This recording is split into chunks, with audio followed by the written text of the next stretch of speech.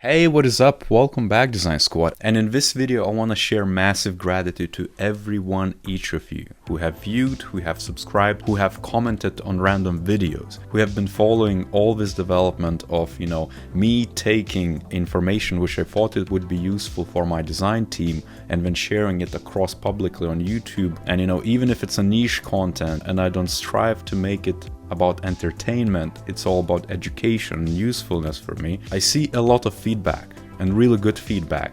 We just clocked in over 1 million views. And when I say we, it's you and me, because it's not, it's not just me producing it. I want to make it a communication between viewers and myself as a content creator. And alongside, also over 10,000 subscribers, which is mental. It's total bonkers. And you think about it, there's just so many people across the globe, across so many different countries who are tuning in, a lot of different designers who want to learn about UX and what UX is about. And just looking at the viewership, over 70% of viewers are not subscribed. If you're one of them, smash that subscription button so I know that you will like that type of content. And if you are one of the subscribers, then leave a comment down below of what sort of content you want me to make. Every bit of feedback is welcome. I'm gonna try to address it. I'm gonna try to take it forward, in the next year, because there's gonna be a lot of different developments. I'm working on a small book, almost like a no bullshit guide, how to get into UX design, so stay tuned for that. There's also going to be a bunch of tutorials, a bunch of career progression videos, anything you find interesting and useful.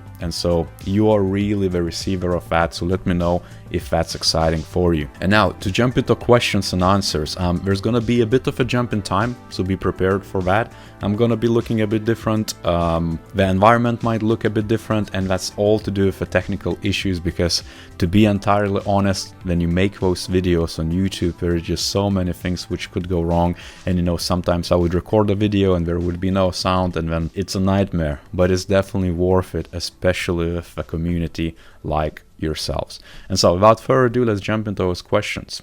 And so the first question is from Sean, who's asking, from your perspective, what is the key distinction between a UX, product designer, interaction designer? I think to do it justice, I'll need to make another video to go in depth, but on a very high level, it really depends where you apply, in which region, in which country. It really depends what organization you join. For example, interaction designers kind of hint that in that organization, you're going to have user researchers, content designers, and everyone else kind of like very specialized way. There is no kind of like a UX generalist role.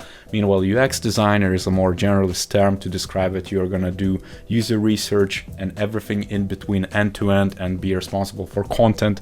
Meanwhile, product designer, it's probably leaner methods. You're going to be responsible for user experience, but it's user experience for a specific product, most likely working alongside product manager, and you're just going to do what UX designer does, but with the intent to build on top of that those product requirements, and maybe once it's out, to make it much more efficient or fulfill any other product strategy goal. Usually what it comes down to is still portfolio. It's not that your skills have to match by your resume and job spec. It's what you showcase in your portfolio, what's going to matter. Next question is from Miriam, and she's saying, hey, where to start as a young 21-year-old UX designer? Super young at that. As a UX designer, you're gonna need to grow into the role. That's a key distinction. You need to be very realistic of what you can achieve. You can do a bootcamp, you can do courses, you can do books.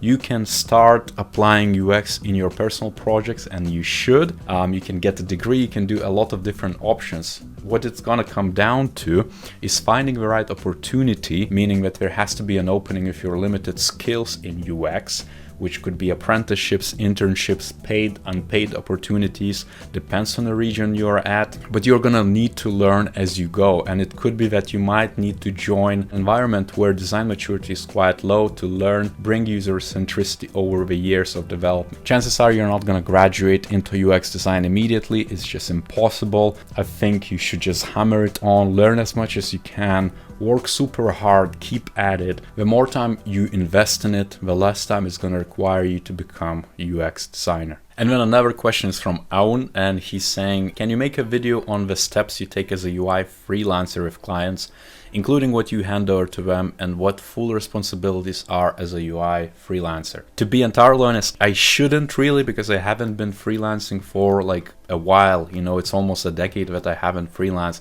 However, the same principles apply.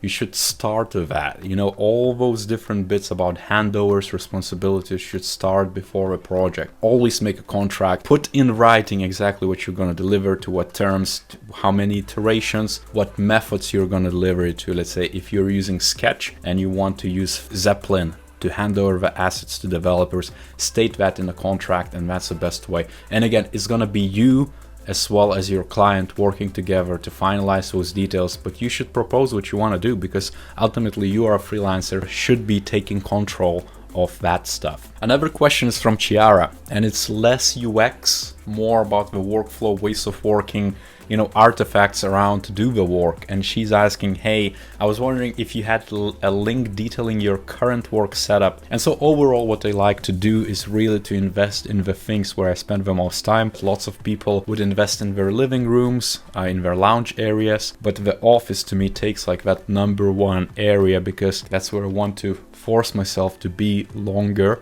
so I can produce more work. And as you can see, this is basically a snapshot of it, what it looked like a couple of months ago. But really, I have a few desks. A couple of them are standing. One is my wife's, one is my own. I'm using my office as a studio, so I have a few gadgets here and there, but it's not like part of the key work in UX. I think the key here is just really investing in that comfort, you know, to sustain that long hours in the office and kind of stay engaged and motivated. So standing desk, I think, is one of the biggest investments, which is I think everybody should do. As a best practice, you would want to switch it hour in, hour out. So of course, the good chair, if you can invest in, let's say, a gaming chair, then you definitely gonna get that comfort when switching from standing to sitting. Other bits like the big massive monitor is definitely a must for any designer, because you can extend that real estate to work on, so you can easily utilize all that space to be much more productive. One big plus is really the magic whiteboard, which is you see probably in my background of the videos, which is basically a stick-on whiteboards, and I can use it to ideate, map out different experience points, and just generally use it as a UX tool.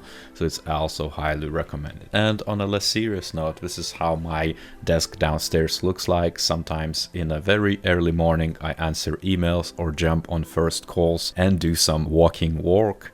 So this is my made up walking desk with an ironing board, a treadmill, and just a laptop. And the last question is from Sam, who's asking why all designs are becoming monocolor. UX went too far. And I think you answered that question yourself, buddy. This is UX and UX optimization, efficiency gains. The design ops are definitely responsible for that, because, you know, it's all about reducing the cost. It's all about the bottom line. As UX, as design got a chair at the table, there's a lot of sitting involved, but also a lot of talks of how to make it more efficient.